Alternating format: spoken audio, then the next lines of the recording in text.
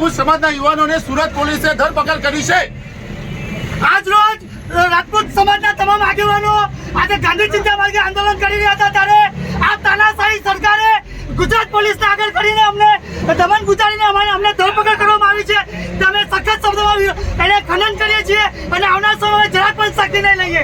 Rajput એકતા જિંદાબાદ, Rajput એકતા જિંદાબાદ, Rajput એકતા જિંદાબાદ। હાય Rupala, હાય Rupala, હાય Rupala, હાય Rupala, રોબેટ Rupala, રોબેટ Rupala, હાય Rupala, હાય Rupala.